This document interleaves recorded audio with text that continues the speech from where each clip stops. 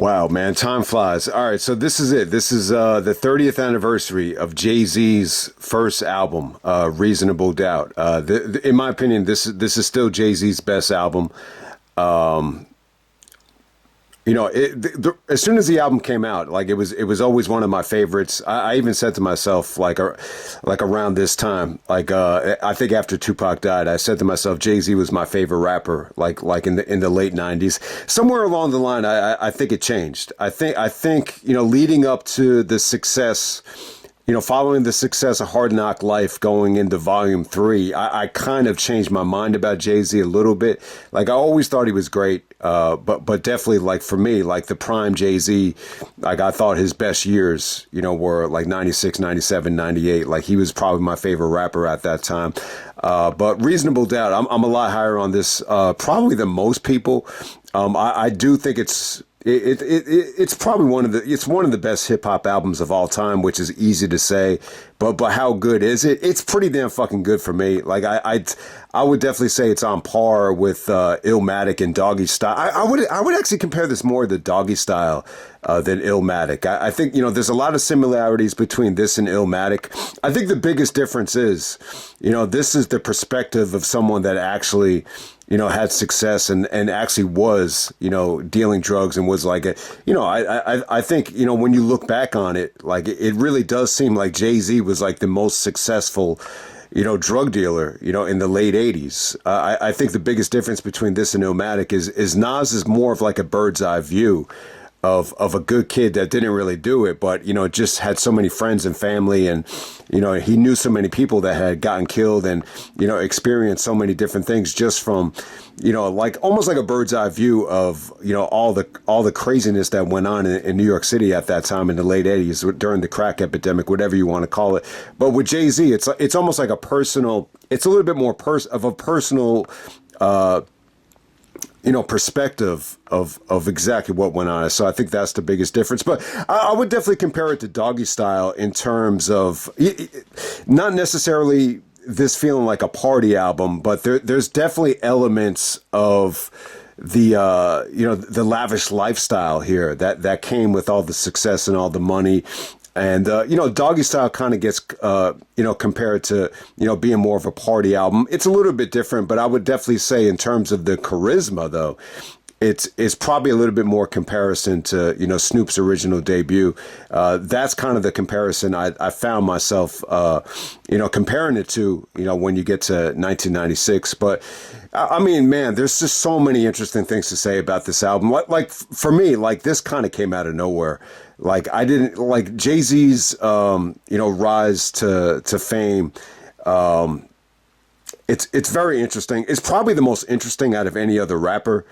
Just to give you some perspective, I remember the first day I heard of Jay-Z, Dead Presidents, the first single, it actually was on Hot 97. It was a show hosted by Angie Martinez called The Top 5 at 9. And I think Dead Presidents just randomly, made it onto that show. And, at the end of the show, you could actually call up and win like tickets.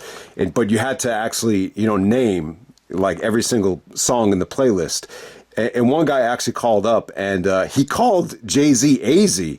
And she was like, no, this is not AZ. The rapper with Nas from Life's a Bitch. This is Jay-Z. So I just remember, like, that's one of the first things I remember is that, no one really knew who he was. They were mispronouncing his name. It was J dash Z, you spelled it a certain way. It wasn't just Jay-Z, like AZ spelled his name with just the alphabetical A and Z. So that's what you remember about it. He just kind of came out of nowhere. I mean, like if you really did pay attention to rap, it's very similar to DMX, where he definitely had guest appearances on, Big Daddy Kane's album, Mike Geronimo's album. I think he was even on Big L's album. But the problem is most of like the white kids that would only listen to, MTV and BET, like those albums didn't really, they really didn't get major publicity, back at that time. I think most of the kids listening to rap were too young, to be educated on that type of rap. So naturally, I don't think Jay-Z, had a lot of buzz, like even going into, this album right here. I think what definitely helped, the sales of the album though were, getting Mary J. Blige was a huge get. I understand that she kind of did it as a favor. It's not like she really knew Jay-Z. Apparently she did it as a favor to Damon Dash. The record company though wouldn't let her in the video. But the fact that Jay-Z actually got Biggie, I think that was huge, like for the sales of the album. That's what made me buy the album because, Puffy wouldn't let them do the record as a single or a video, but he did let Biggie do the song, and the song was on Hot 97. I understand they remixed it a couple of times, but the song was just insane. It was almost like the East Coast version counter the two of America's Most Wanted with Tupac and Snoop. And to me, that song really made me want to buy the album because I already had the single of Dead Presidents and Ain't No Player with Foxy Brown. But I definitely think, the record sales definitely did, take off. I think after Brooklyn's Finest, it definitely went gold by the end of the year. It went about gold. It sold almost like 500,000. Eventually, it took years. I definitely think this is like when you're looking at Reasonable Doubt, it definitely feels like a lot of people that fell in love with Jay-Z, they totally missed the album or they didn't really know much about it until like after the success of like Hard Knock Life, and then eventually they went back and got it. So it's almost like a million, like over a million people probably, bought Reasonable Doubt just on the strength of, like Jay-Z's popularity, like after the fact. So I wanted to make that point about it. But yeah, initially it didn't sell well. I think for a couple of different reasons. I think the biggest reason was I think the like even though it did get on MTV, the Foxy Brown song Ain't No Player, Ain't No whatever you want to call it. It actually did get on Yo MTV Raps. It was on, Rap City. So that definitely got national publicity because it was on the Nutty Professor soundtrack too. So that was definitely a big deal. I mean, they definitely, like, I think Jay-Z definitely had big enough pockets, and when connecting with guys like Damon Dash and the Kareem Biggs, like they definitely like hustled their asses off to promote this thing. But it wasn't what Jay-Z expected though.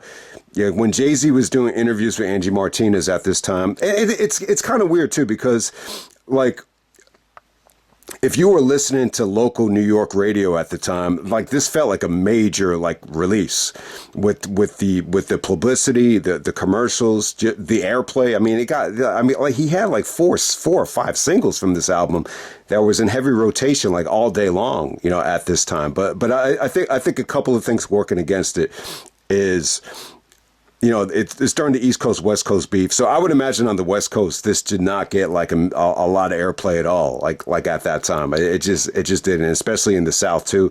Like I understand like a lot of people from the South, like didn't really give Jay-Z a chance, especially back in 1996.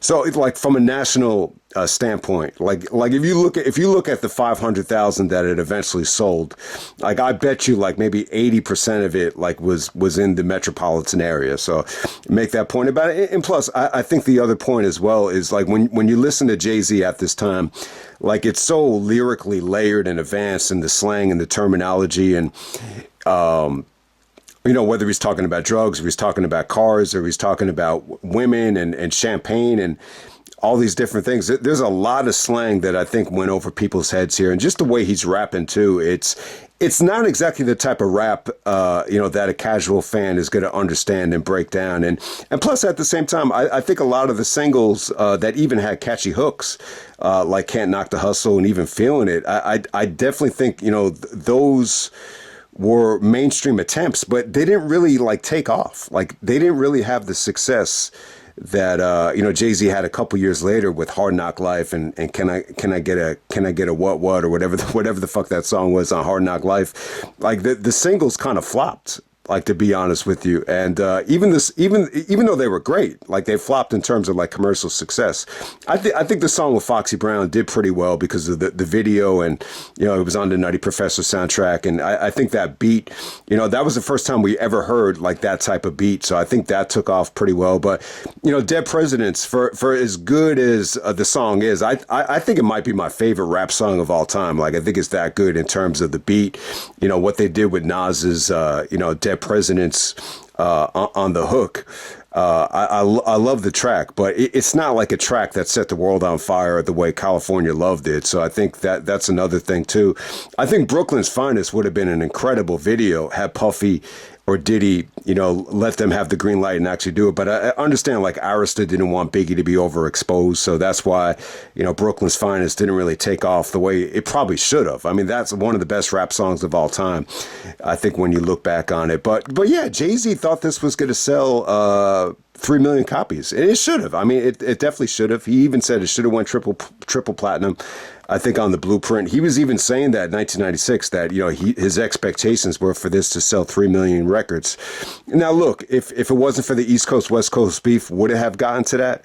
I don't think so. I don't think it would have. My favorite rapper right now is Ab Soul. And you could definitely hear the influence from this album on him. He even did a skit on Herbert, where him and his girlfriend are in the car, playing Reasonable Doubt, and they had to clean the CD and stuff like that. So you could definitely tell this is Ab-Soul's biggest influence. But one of the problems with Ab-Soul is, like, he doesn't connect to the masses. Like, I'm sure there's people listening to this video that don't even know who the fuck he is, but you probably know who Kendrick Lamar is. And Kendrick even said that, Ab-Soul is a better rapper than him, on his last album. So, take that for what it is. But yeah, I think it kind of goes in line with, I think the rapping here. Jay-Z even said this on Black Album, that he had to, dumb down his music to double his dollars. And I think, Reasonable Doubt is the biggest reason why. Like, it's such a good fucking record in terms of the beats, the lyrics, the storytelling, and, the message too. Like, I think I could even relate to this, even though I never dealt drugs. There's a lot of stuff that I regret, over the years with girls, and even the ways of making money to pay back student loans, which I'm very not proud of. Like a lot of Jay-Z's pain in terms of, doing what he had to do to survive, but still, like, having regrets about it. Like, I could definitely relate to the album as well. Just a lot of the darkness that came from, selling drugs, the selfishness. He even reflects on this on The Evils, where he even admits that, the drive to make money and the drive to, be successful at making money, made, all the friends turn against each other. And, so it's really, really some deep shit. This is the most personal and introspective and honest I think Jay-Z ever was. And I just think the rapping is just so fucking good here. Like, there's even songs like 22 Twos where he's able to just, rap his ass off, and he just sounds so fucking hungry and good at the time. You just say to yourself, man, like, how come we didn't get this Jay-Z on every single album after this? But I still love Jay-Z's catalog. I like the In My Lifetime albums a lot more than most people. I think Volume 3 is my least favorite out of all of Jay-Z's albums from the 90s. But still, like, you could definitely argue that he kind of reached his prime in terms of confidence and delivery on Volume 3. But man, let's break it down. This came out on June 25th, 1996. This was recorded from 94 to 96. It's interesting. I didn't realize that Jay-Z actually signed to Payday. So, Payday tried to do the In My Lifetime single. And obviously Jay-Z wasn't happy with, the way they promoted it and everything. So he ended up leaving Payday. And then he started Rockefeller, which is almost like an independent, almost like a No Limit type of thing, with Damon Dash and Kareem Biggs. It was distributed through Priority. This is the only time Jay-Z let Priority distribute the album. As Jay-Z mentioned on Volume 1, In My Lifetime Volume 1, he said, I think it was on Rap Game, Crack Game. He said Priority's work wasn't right, so I had to switch factories. And he moved on to Def Jam, which was a more successful, partnership. Obviously, he became the president of Def Jam. But yeah, I mean, it just shows you that Priority was struggling at the time, that they were taking like gambles on Master P, who was also a hustler, and Rockefeller. I'd be interested to know, like, how much Rockefeller got a piece of this pie with Priority. I don't think it was I'm assuming it wasn't like 85% like Master P got. I would assume it was probably more like maybe 35. But if anyone knows the exact amount of profits that Rockefeller got, let me know. But obviously Jay-Z did not cash in on this album. Well, I think what's really interesting too is I think Jay-Z was very candid when the album came out. I think he even told the radio stations, like, like this was only going to be his only album, and then he wanted like Rockefeller to take off as like this major label where he could actually have other rappers shine for him, which was it sounds laughable at the time, but I don't think Rockefeller ever really took off. Like even with the Dynasty, when you look at the Dynasty album, like that was supposed to be like the name of the group, the Dynasty. But when the fucking album comes out, they didn't have enough confidence to do that. So they just called it Jay-Z, the Dynasty Rock La Familia. So for as successful as Memphis Bleek and Beanie Sigel were, which I think they were great rappers, but I don't think Rockefeller ever took off to the point where, you know, it was going to be like a major, big time label. I guess it was like that for a little bit, maybe after the Blueprint or whatever. I know they signed Cameron and MOP, but I don't think it ever like became the label that like Jay-Z envisioned. All right, so, this was recorded in D&D studios in New York City. The genre is actually East Coast hip hop, mafioso rap, boom bap. Yeah, this kind of gets classified in the same realm as, it was written, came out a week later than this. Which is, I think the Reasonable Doubt versus It Was Written is more of a natural comparison than the Illmatic comparison. It gets kind of classified as with Only Built for Cuban Links. Cuban Links is totally different. That's actually a tough comparison. Reasonable Doubt versus Cuban Links. I would actually go with Reasonable Doubt though. I think I would have Reasonable Doubt at number 6. Cuban Links would be like at number 8. Like if I was going to rank the best albums of the 90s, I think that's the numbering I would have with it. The producers on the album, we have Damon Dash, who's like the Suge Knight of the production here, executive producer. We got Big Jazz, Clark Kent, DJ Irv, which I believe is actually Irv Gotti. We got DJ Premier. I think Irv Gotti did Can I Live. DJ Premier kind of put the icing on the cake. I think, DJ Premier knew Jay-Z from being associated with like a lot of other rappers like a Big L and Jaz-O. DJ Premier loves rap more than anybody, so he knew who Jay-Z was. But he's definitely the most decorated producer on this album. But he gave Jay-Z, a couple of tracks just to kind of wrap this thing up and put the icing on the cake. Nobody actually did Hard Knock Life. We got Peter Panic. We got Ski, who actually did Dead Presidents, and then we got K-Rob. So a nice little list of producers. It definitely felt like Jay-Z over, the couple of years that no one really knew who he was, really, put together a ton of tracks, leading up to this thing. And obviously you got the best of the best here. But I'll tell you what, like as a kid growing up that loved rap, it's not like Jay-Z's guest appearances made a lot of buzz with the mainstream world. Like it really didn't. Just want to make that clear. But, but at the same time though, like if you go back and study hard, and even watch some of the rap cities, leading up to the release of this album. Like he was in a lot of videos as a guest rapper. I did want to make that point. And when you listen to Machiavelli, it's funny. I think Tupac unintentionally, gave this album a lot of publicity by dissing him on the Machiavelli album. He even mentioned the Hawaii Sophie thing when he was with, Jaz-O, which I totally, missed because I was too young to even remember that. But, apparently Tupac probably did meet him and does remember him, from way back in the day. So I think unintentionally, him dissing him on the Machiavelli album definitely gave him more publicity. And plus, I think a lot of the disses were like on, Machiavelli mixtapes that didn't, get released. So I think unintentionally that probably helped Jay-Z's buzz, at least on the West Coast at the time. But when we're talking about this album, it's only 14 songs. I don't count the Can I Live 2 as part of the album. I actually have so I was a little bit late to the party in terms of, I didn't buy it like the day it came out, like it was written, but I actually bought this at the end of July in 96. And I already had the single, Dead Presidents, but the Brooklyn's Finest track is what really made me want to have it on CD. So I bought the CD at the end of July in 96. So it's kind of late, but it's only a month late. There's people that didn't listen to this thing until like, I think Mike Seatown even said he didn't listen to it till like 2005. Like, you gotta be fucking kidding me. So a lot of people slept on this and It's crazy how many people. I mean, Illmatic was actually voted the most overlooked album, but in some ways, this is probably a little bit more overlooked, than Illmatic. It got 4 mics in the source, which at the time I think was fine. I think that was fine. It was written, got 4 as well.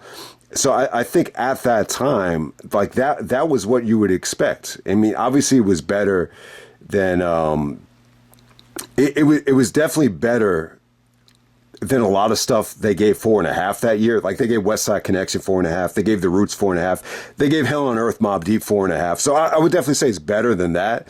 But still, I think getting 4 mics, in the summer of '96, was a success no matter how you look at it. I mean, they would only give the 5 mic to Illmatic level at that time. So, all right, we're going to break down the track list here.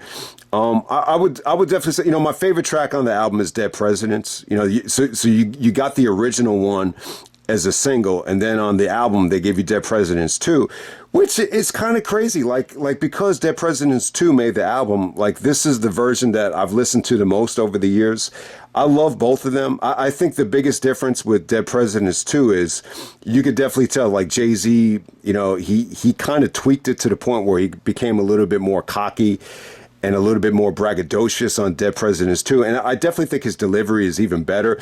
I think one of the issues with Dead Presidents 1 is I think the lyrical content and the structure, it probably goes over people's heads a little bit. Like you really have to look into the lyrics and even, look at what he's saying there. And a lot of it just went over people's heads. But I think the original Dead Presidents, it's really, really cool because it really shows you the paranoia of dealing with other guys in the drug business, dealing with snitches and dealing with people that aren't really made out for that life. The most memorable line from the original Dead Presidents was everything was all good just a week ago, and then all of a sudden you start snitching, and you could definitely feel Jay-Z's like paranoia on that track as well.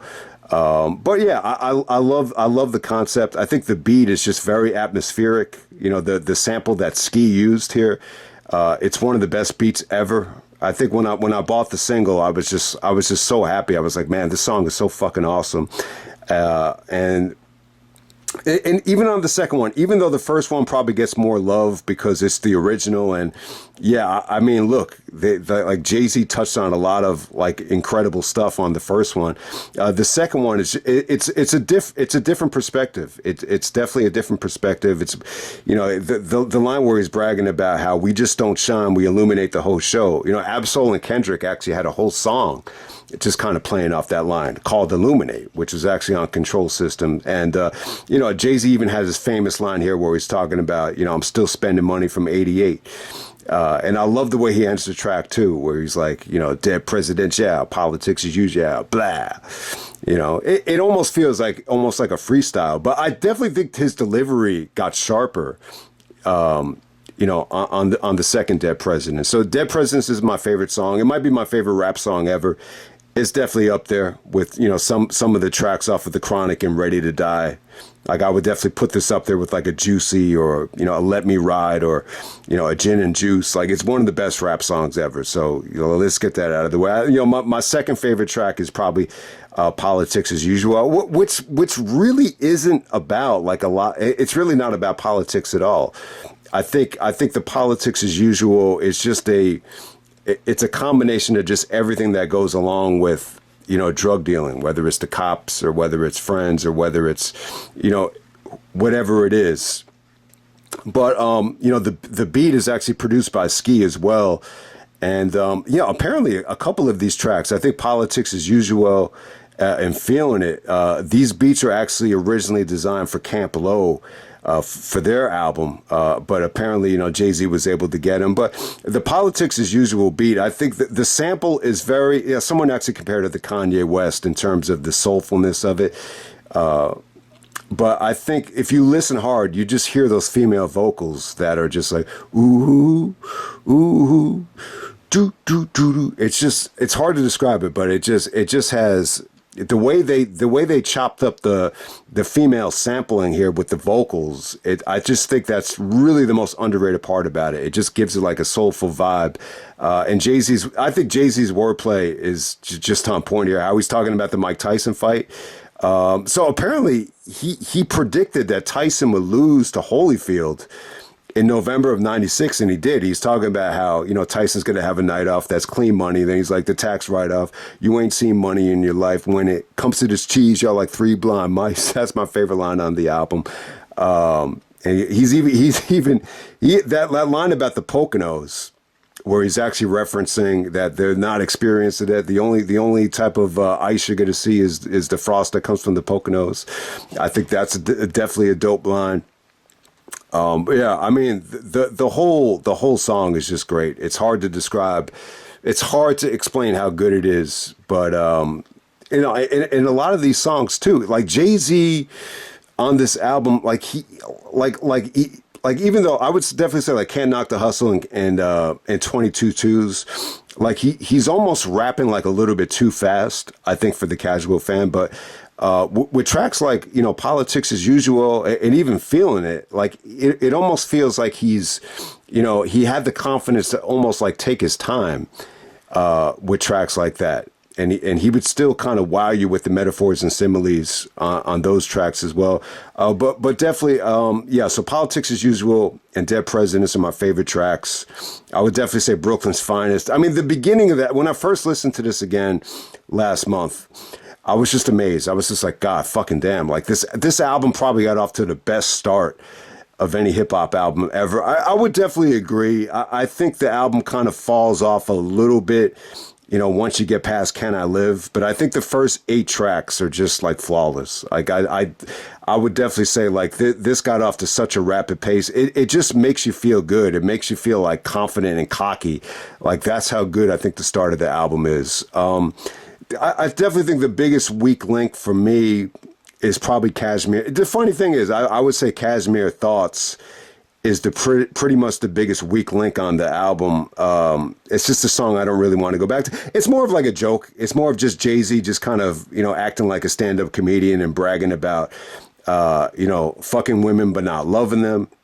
The funny thing is this actually got the rhyme of the month in the source. So, it's probably the worst track on the album, but it still has like, maybe the most clever, wordplay. It's almost very reminiscent of Snoop, being a pimp, like a lot of that stuff. So I think that was actually Jay-Z's nickname was actually Cashmere. So that will probably be my pick for the weakest track on the album.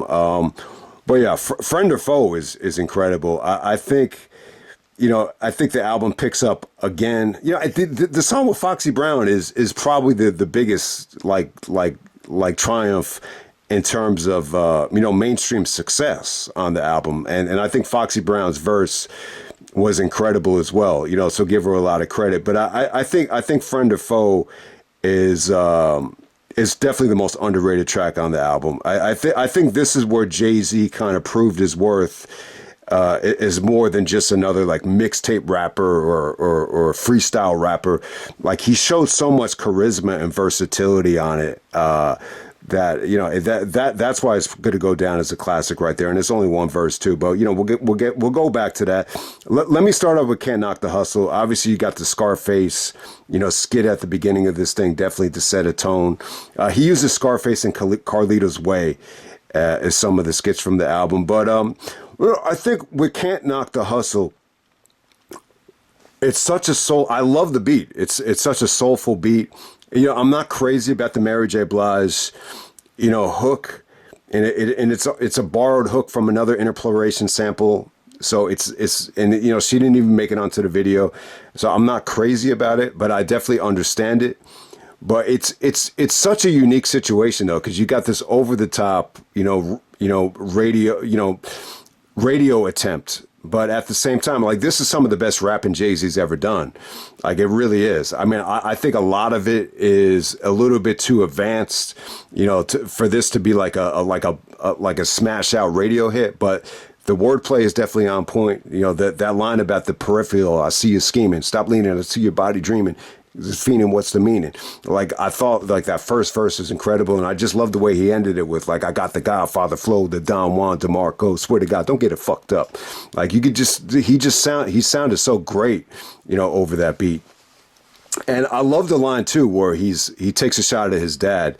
Like it's almost like this is definitely like a like someone compared it to being a concept album and a very autobiographical. How I love the way he kind of expresses like this is what kind of fueled him, like the situation that he was in, and he took a shot at his dad. He said, my pops didn't know what he did when he made me. He tried to get a nut, but he got a nut, and what? And then he had that great line about Pete Sampras, which even as a kid I was like, wow, like he actually had a punchline about how he compared how good he was to as a dealer to Pete Sampras. I always thought that was clever as well. But yeah, I like the idea of bringing up the relationship with his father. I don't really know much about it, but you definitely remember Jay-Z's mom. I think it was on December 4th. Talking about how much it fueled him and how much it changed him. So and changed his confidence. So so when you get to Brooklyn's Finest, it's produced by Clark Kent and Dame Dash. All right, so there's a lot of different ways of talking about this. I mean, there's a lot of different things to talk about. Obviously, this is one of Biggie's, maybe Biggie's best guest appearance. I think the fact that they were able to get Biggie was great. Obviously they're both from Brooklyn.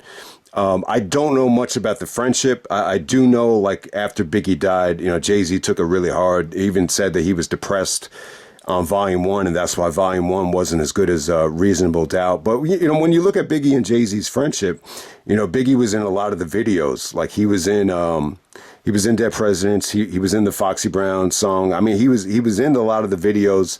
But apparently, like, they didn't really know each other that well until this song, and then they became friends. Look, in terms of, it's hard to compare this to two of America's Most Wanted. That is like the toughest. One of the toughest questions is what is the better song? Because it's East Coast versus West Coast. You got the two best rappers from the West going up against arguably the two best rappers from the East. So which is the better track? I don't know. I'll say this. I think Tupac had the best verses out of any of these guys. On two of America's Most Wanted, but I definitely think, this feels a little bit more cohesive. This feels like it's a better duel than that track. I love the way too. They're almost like trading verses here.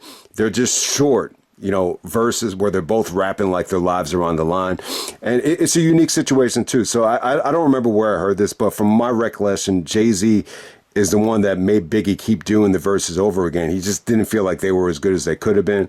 And it's funny though, I heard a lot of people say that they feel like Biggie outshined Jay-Z here.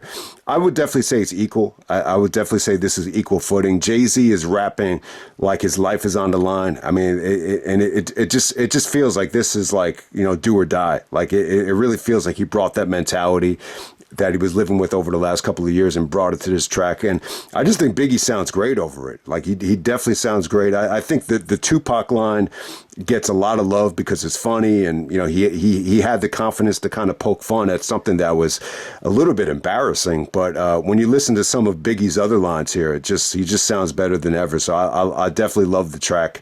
It's fun as hell. I think I feel like it's underrated too. I think it's really underrated because, it was definitely like video quality. This had the ability to really, set the world on fire as a single. But because of, the business situation, it just wasn't the beat. So, but I can't emphasize it enough. This was on the radio all the time in the summer of '96. And, I definitely think, Biggie definitely being associated with Jay-Z, definitely helped the sales of the album. Definitely. There's no doubt about it. I mean, look, like this was on the radio all the time. So, and Jay-Z was definitely an unknown. Like he was an unknown before this album. But I think Biggie gave him legitimacy. The same way Harvey Keitel gave Quentin Tarantino legitimacy on Reservoir Dogs. I would definitely, say that's a good comparison. I think the interesting thing about Feelin It, featuring Mecca, and I know Mike Seatown was saying that some of the hooks are horrible. I don't think the hooks are horrible.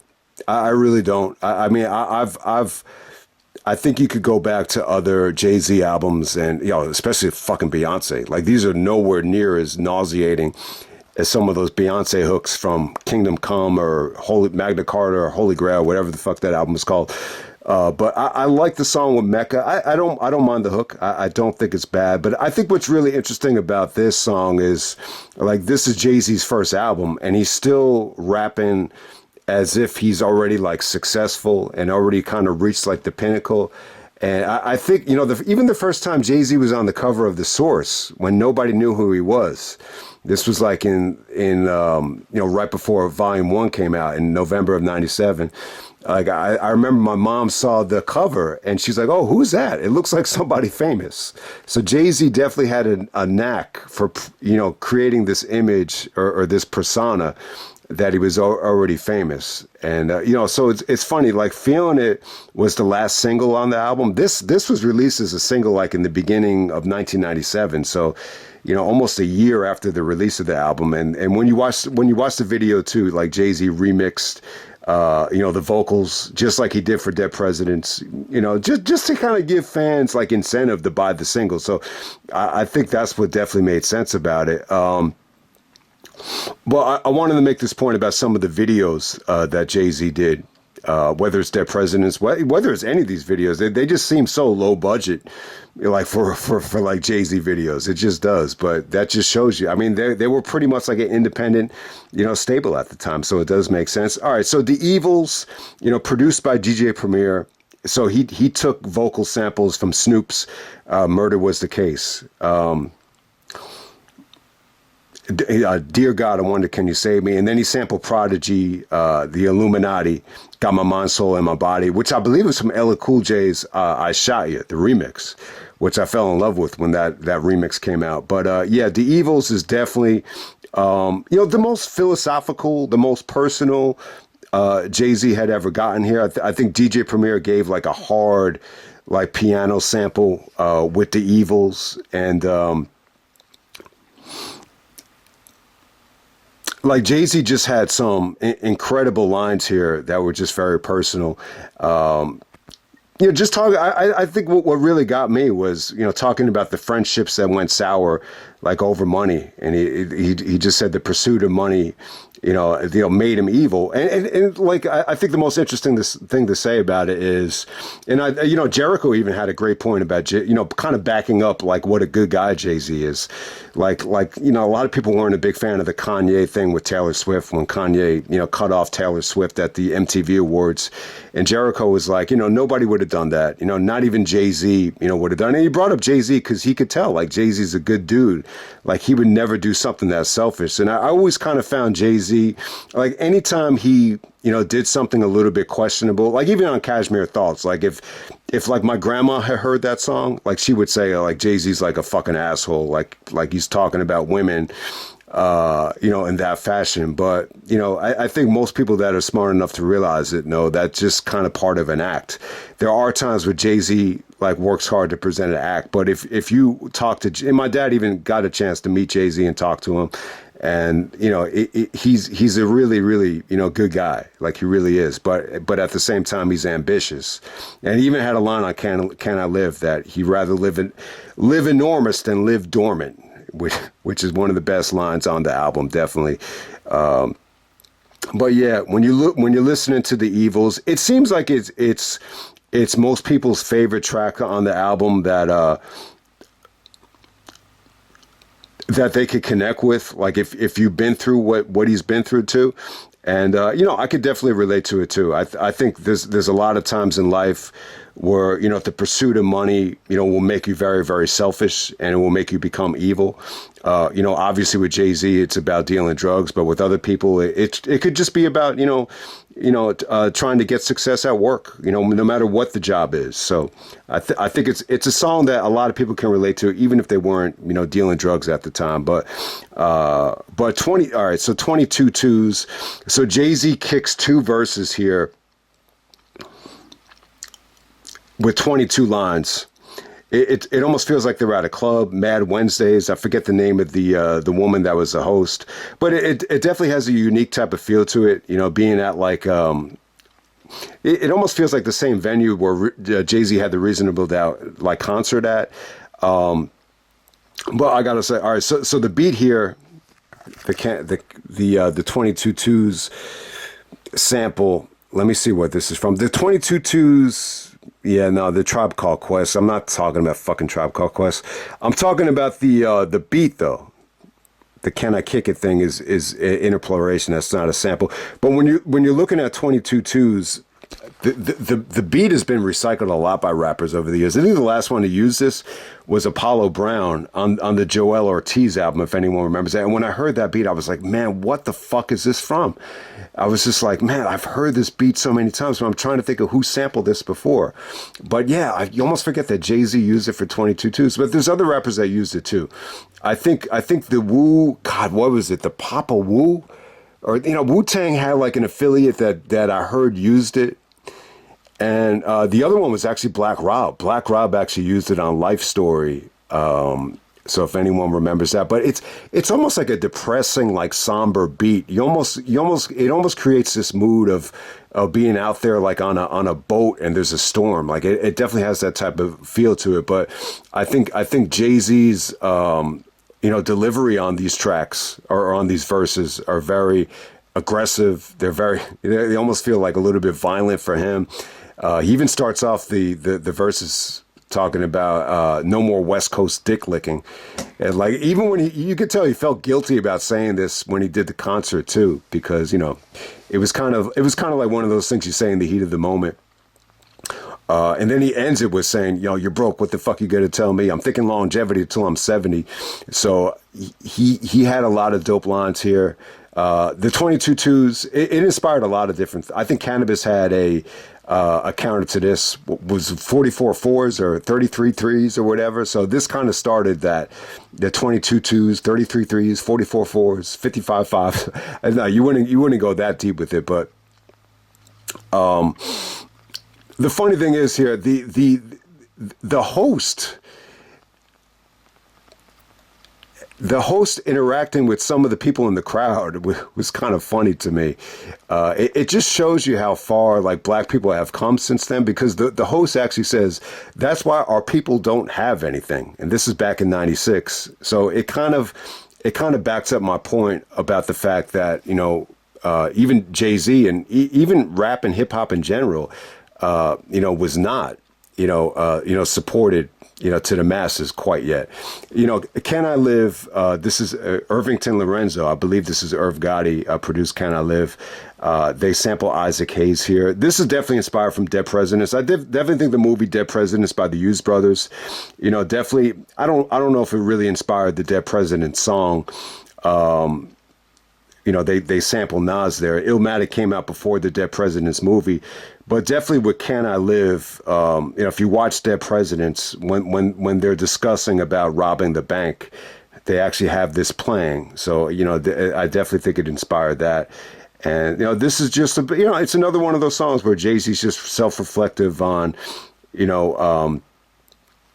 ambitions. He'd rather live enormous than live dormant. That's the funny line. He even mentioned, going to Vegas and everything that came with that. The line where he says, I keep one eye open like CBS. You see, I'm stressed, right? So, you get a glimpse into, his mentality growing up, to actually go to sleep. Nas even had a line about this where I never sleep because sleep is the cousin of death. But the one eye open like CBS is, it's a crazy visual, because you almost forget that the CBS logo is one eye. Like I never really knew. I never really thought about it until Jay-Z brought it up here, which is funny because my dad used to, like when my dad lived with me when I was like a little kid, like he used to work at CBS. He used to go to CBS every morning. So, that's what you remember about it. But yeah, a lot of people think this is Jay-Z's best song. I think what's cool about it is, lyrically it's a little bit advanced, I think, for the casual fan, but it definitely has like a soulful 70s vibe. And I definitely think Jay-Z really, elevated the beat too. Like he did the sample justice. It's an incredible sample, but I think Jay-Z definitely did it justice by with the lyricism and his mentality, his life story, his emotion. Everything about it, I think, is great. The line where he says, "Even righteous minds go through it." I love that line too. With "Ain't No Player, Ain't No What," like Foxy Brown. Look, I think when you look back on it now, it's probably the song that got the most attention from the album. A lot of reasons. It was on the Nutty Professor soundtrack. I think the video got major play. It didn't necessarily make it to like MTV level. Maybe like a Yo MTV Rhapsody, type of level. And I think it was great for Foxy Brown. It built anticipation for her album. I think what's interesting about this is, you have Foxy Brown on Reasonable Doubt, and it was written back to back within a week. So it definitely gave her a lot of hype, I think, for her album. And she was good. I mean, I don't know how much she wrote with the verses. I'm sure she definitely helped out. She's definitely like into fashion and very knowledgeable about, champagne, crystal, jewelry, fashion. And the verses definitely, sound great. I think looking back, definitely think they aged well. And I definitely think she had a great look too, especially when you watch the video. She called herself the mommy with the slanted eyes. So when you look at her, she's almost like a black girl that almost has like a very Asian look in terms of, just the way her eyes were. So, and I vividly remember being at basketball camps, and some of one of the counselors would actually like recycle some of the lines that Foxy had here. So, and obviously the Foxy Brown name was inspired by Pam Grier, but yeah, I think the song was definitely the sample. If you're a true hip hop historian, obviously EPMD did it on the Strictly Business album. I think it was called.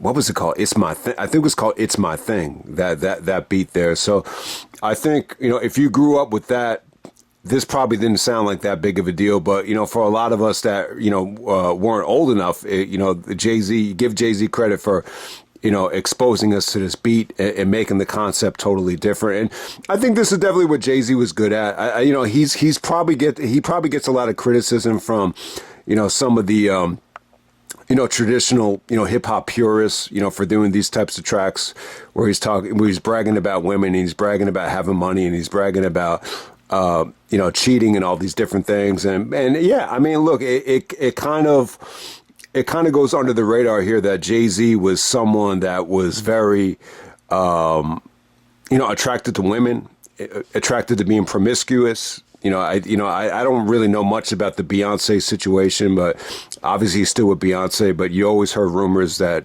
they had, issues with him cheating or whatever. And Jay-Z even mentioned on Hard Knock Life, a money cash hose. Because if life's a bitch with mini skirts and big chests, how can I not flirt with death? So it's a great track that really shows Jay-Z's love, for lust, not necessarily for women, but for lust and living that lifestyle. So, no, I mean, Mike Seatown was saying this is another hook that he just hated. I mean, I think it was okay. I think for that time, it was catchy enough, and I definitely think it worked. All right, so when you're looking at Friend or Foe is, definitely the shortest track on the album. DJ Premier gave him these great horns. It definitely fit, like, God, it almost has like, yeah. So Can I Live and Friend or Foe, even Can't Knock the Hustle. There's definitely like some 70s like soulful samples on this album, especially with the horns. Yeah, and I would definitely agree with DJ Premier. I could definitely envision like this being played at like a concert very loudly, and I could just see people like kind of losing their mind over it. But yeah, I mean, the song was great. I think with Friend or Foe, I think it was great for Jay-Z on a multitude of levels. I think number one, he raps this verse as from the perspective of like a drug kingpin, like a boss. But at the same time, he was able to show like charisma and almost be like playful and joking with an enemy. Obviously, he didn't want to kill him, but he basically put enough fright into him to let him know, like, you better never come around here no more. But it's definitely a great track.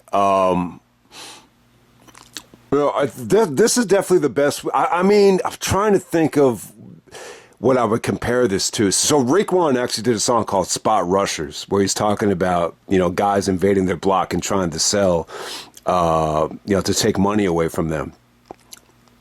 But I think what Jay-Z did here is a little bit more impressive. It's a little bit more multidimensional, more layered. I mean, obviously, I think the best part of the album where he's talking to the dude and he's like, you draw, you better be Picasso, the best, because if this is not so, I mean, God bless. You leave me no choice. I leave you no voice. Believe you me, son, I hate to do it just as bad as you hate to see it done. Now clear your noise, because I'm finding a little bit hard to concentrate with all the noise. And so, yeah, it's definitely very playful. Even the way he ends it, and no matter the weather, never ever come around here no more. So, friend and foe definitely. I think when you look back on it now, I think this is what really puts the album over the top. And if you want to argue with me like, oh, Jay-Z, like the Reasonable Doubt is not as good as some of Jay-Z's other albums because it's too rapidy rap, and he doesn't show any versatility. I think back to back, what he did with Foxy and then what he did with this, it shows you that it showed you the difference between like someone like a Jay-Z and someone like a Big L. Like I really think it does. And then we have Coming of Age with Memphis Bleek. Hey, look, I'm not crazy about Memphis Bleek. I think even Damon Dash said somewhere along the way that he was kind of whack or whatever, and that they fucked up by putting so much. That he was kind of going to be the guy in line to take Jay-Z's spot.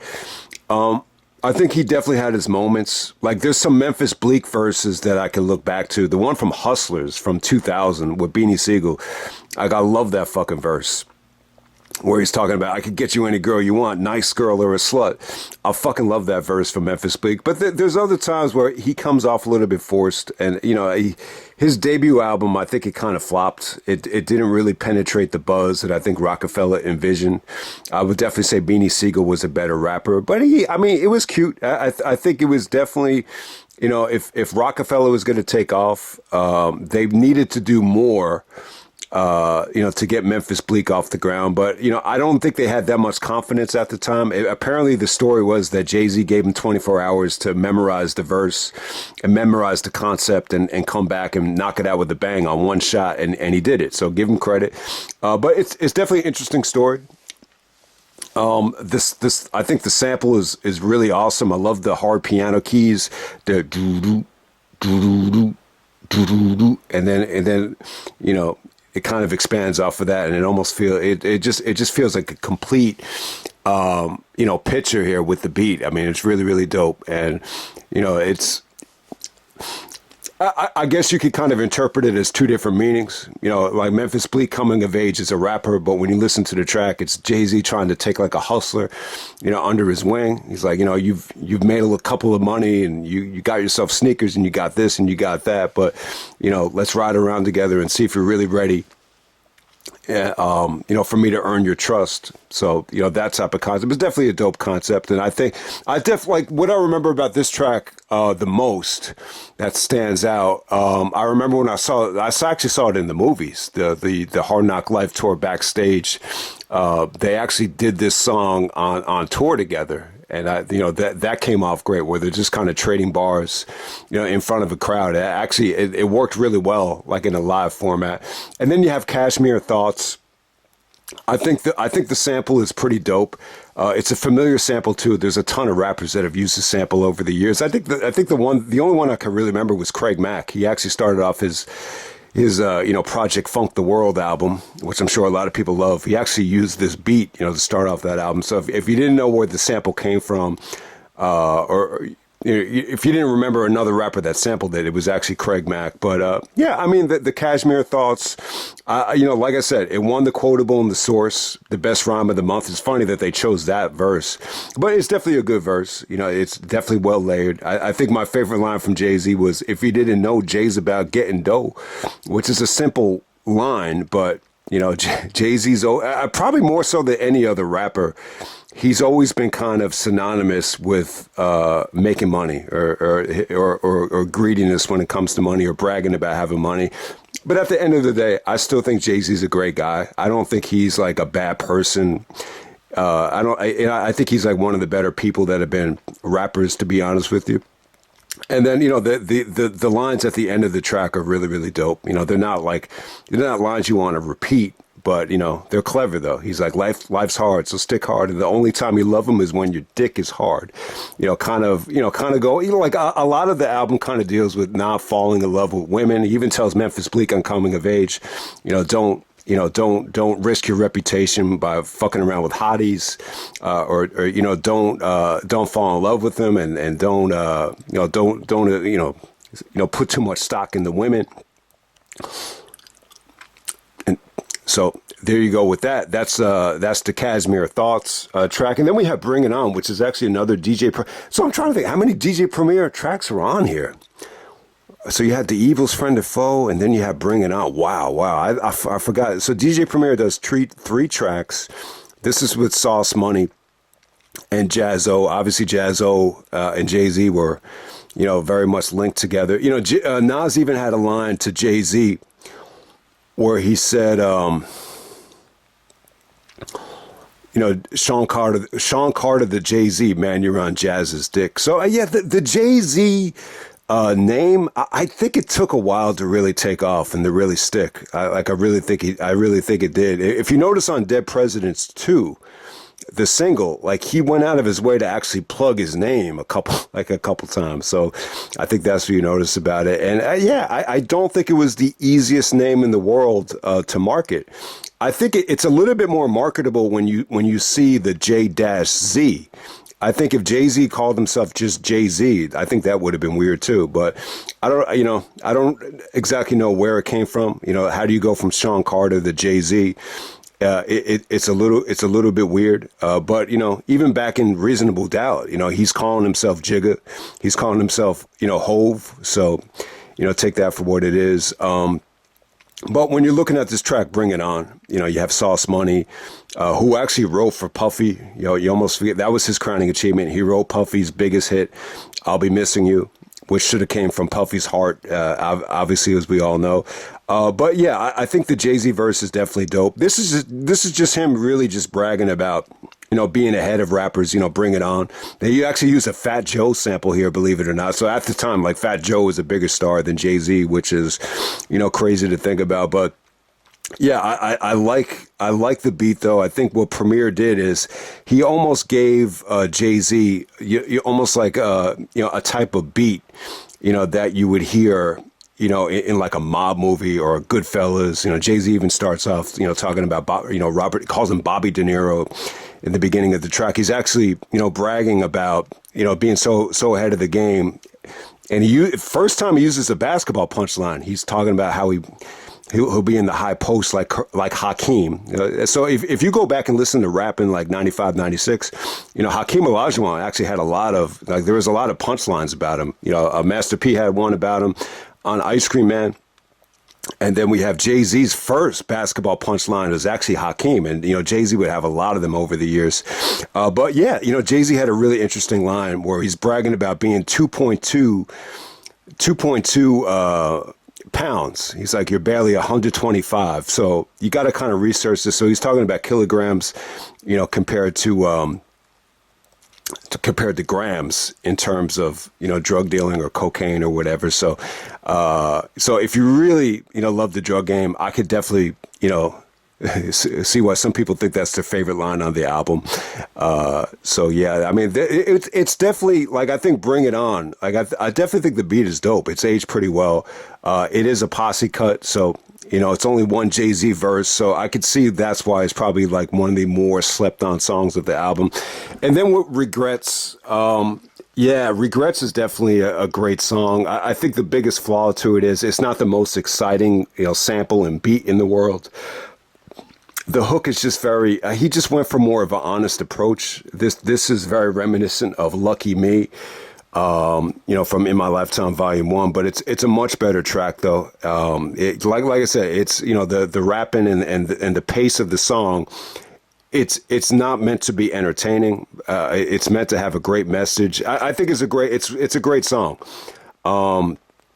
Look, the flaws are what they are. But I would say like this is like anytime I make a big mistake, whether it's with the girl or whether it's anything to do with money or whatever, this song always pops into my head. On the road to success or on the rise to the top.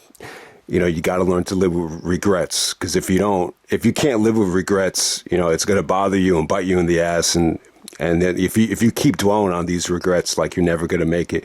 So with Jay-Z, he was very honest. He starts off the line talking about, I sold it all from dope to OPM in third person. You don't want to be him.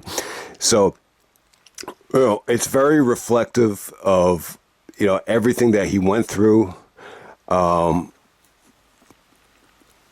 Like, I don't want to say like the vibe of the track. Like, I don't think, like, when you listen to the album, it doesn't really come off like Jay-Z was regretful about selling drugs overall. But you could tell, like, the experiences of it made him want to change. And it definitely made him want to go out. Like, he even has, it's not a line, but he even said, there's even like a sample where he says, like, I'm giving this shit up. I'm giving this shit up. Like after the verse. So, and he almost compares it to, being in like a horror movie.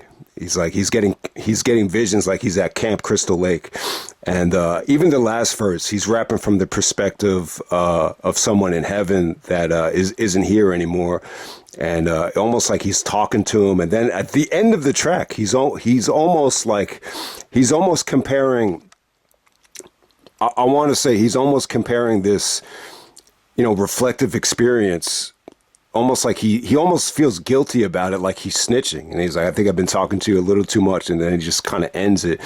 But yeah, I would definitely say Regrets is definitely the most meaningful track on the album. I like the fact that it closes everything too, because, even after all the, bragging about, all the money he's made, I'm still spending money from '88, all these different things, all the bragging about women.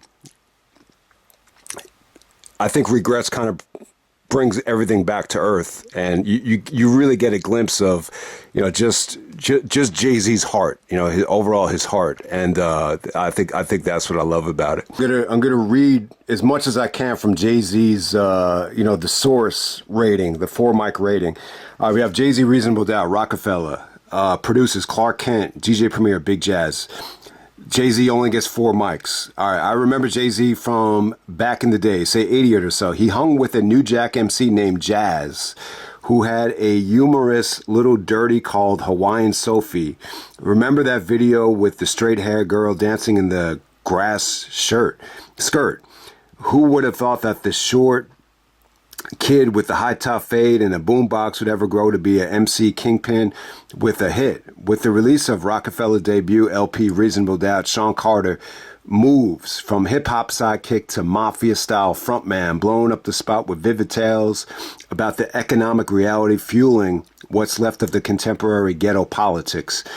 In terms of the subject matter, Jay-Z isn't saying anything new. It's the same old criminal melodrama that you hear on many rap LPs nowadays. Titles such as Friend or Foe, Politics as Usual, and Can't Knock the Hustle featuring Mary J on the vocals could have been on any number of hip-hop wannabe LPs, but what makes these tracks stand out is the slick way Jay-Z flips lyrics. He flows like he's conversing with you at a party or on the street, telling tales of male conquest or simple stories of street rival. His lyrics create cuttingly clever rhymes that ride bomb tracks produced by Clark Kent, Primo, Big Jazz, and others with effortless perfection. In addition, Reasonable Doubt has many guest spots filled by Brooklyn's finest, the Notorious B.I.G. And then we'll end it right there. That's the review of Jay-Z's Reasonable Doubt. Hope everyone enjoyed the review. And I'm out. Let me end it on the Nas thing too. So he's like, yeah, I sampled your voice. You was using it wrong. You made it a hot line. I made it a hot song. And you wouldn't get a coin, man. You was getting fucked then. I know who I paid, man. Searchright Publishing. So yeah, I don't know if that was Jay-Z's idea, but damn, the Dead President sample, I thought it worked out really, really well. But man, awesome, awesome, awesome album. To me, this is, I had it as the best album of '96. My opinion might change by the end of the year, but after listening to it over the last month or whatever, I do not think it's going to change.